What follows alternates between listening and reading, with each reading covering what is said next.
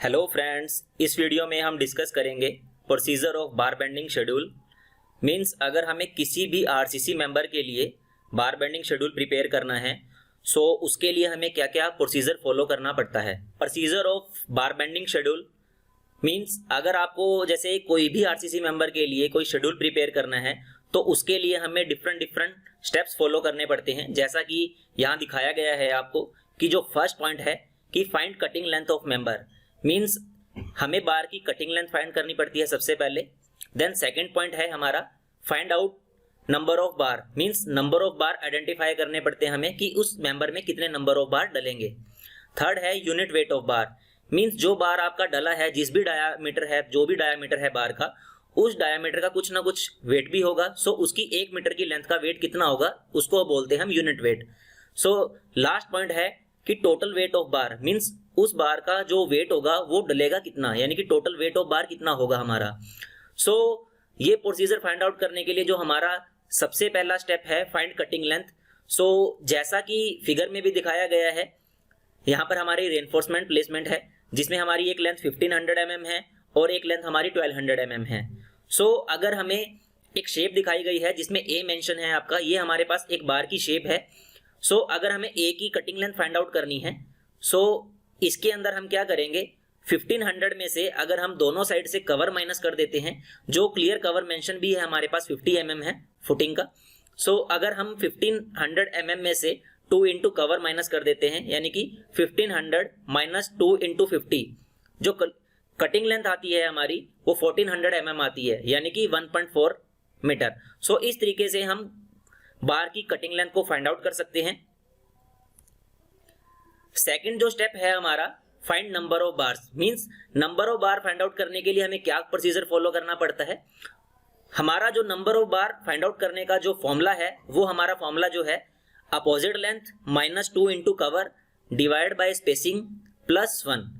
ये हमारा number of bar identify करने का फॉर्मूला है, जिसमें हमारे पास जैसा कि फिगर में मेंशन है लेंथ है, हमारे पास विड्थ है। इसको समझने के लिए मींस इसको अंडरस्टैंड करने के लिए हम एक एग्जांपल लेते हैं। लेंथ हमारे पास 1500 mm है, विड्थ हमारे पास 1200 mm है और जो क्लियर कवर हमारे पास गिवन है वो 50 mm है और स्पेसिंग है वो 150 mm है। जो स्पेसिंग है मींस एक बार से दूसरे बार के बीच में जो गैप है सेंटर टू सेंटर, उसको बोलते हैं हम स्पेसिंग। अगर हमें यहाँ से मेन बार आइडेंटिफाई करने हैं, मींस अगर हमें मेन बार की क्वांटिटी निकालनी है कि नंबर ऑफ बार कितने आएंगे, तो हम क्या करेंगे, जो उसकी अपोजिट लेंथ है यानी कि 1500 है, उसमें से हम माइनस 2 इंटू कवर यानी कि दोनों साइड से हम कवर डिडक्ट करेंगे, डिवाइड बाय स्पेसिंग करेंगे और प्लस 1 करेंगे। सो यहाँ से हम easily number of bar identify कर सकते हैं। जैसा कि यहाँ पर दिखाया गया है कि जो मेन बार है वो हमारे 10 नंबर्स आए हैं और जो डिस्ट्रीब्यूशन बार हैं वो हमारे 8 नंबर्स आए हैं। सो इस तरीके से हम बार को आइडेंटिफाई कर सकते हैं। Why we adding +1 to find number of bars. Means जब भी हम नंबर ऑफ बार की क्वांटिटी आइडेंटिफाई करते हैं तो हम उसके अंदर +1 क्यों करते हैं। एग्जाम्पल के लिए जैसे हमने एक एग्जाम्पल लिया है कि जो 2 रेफरेंस पॉइंट है आपके ए एंड बी, ए से बी के बीच में जो डिस्टेंस है आपका वो 750 mm है और पर्टिकुलरली जैसे 1 2 3 4 5 6 वो नंबर ऑफ बार मेंशन है कि आपके टोटल बार 6 डले हैं और एक बार से दूसरे बार के बीच में जो आपको डिस्टेंस गिवन है वो 150 mm गिवन है, लाइक स्पेसिंग गिवन है आपको वो 150 mm गिवन है।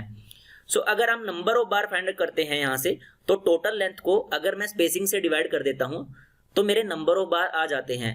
बट मुझे +1 करने की जरूरत क्यों पड़ती है। अगर मैं 750 को डिवाइड करता हूँ 150 से, सो मेरे नंबर ऑफ बार जो आते हैं वो मेरे पास आते हैं 5, बट यहाँ तो बार आपके 6 हैं। हम +1 इसलिए ऐड करते हैं जब भी हम नंबर ऑफ बार आइडेंटिफाई करते हैं, टोटल लेंथ को डिवाइड बाय स्पेसिंग करते हैं, एक बार आपका रिमेनिंग रह जाता है स्टार्टिंग से, जिसका एडिशन करने के लिए हमें +1 करना पड़ता है। इसीलिए जब भी हम नंबर ऑफ बार आइडेंटिफाई करते हैं तो हमें +1 की वैल्यू ऐड करनी पड़ती है नंबर ऑफ बार आइडेंटिफाई करने के लिए। थर्ड स्टेप जो हमारा है unit weight of bar. Means किसी भी डायामीटर का स्टील है आपके पास, उस डायामीटर ऑफ स्टील की 1 मीटर की लेंथ का वेट कितना होगा वो इसके अंदर हम आइडेंटिफाई करेंगे, जिसको हम बोलते हैं unit weight of bar. Means 1 metre की लेंथ का वेट कितना होगा आपका, जिसका फॉर्मूला हमारे पास गिवन है d² अपॉन 162।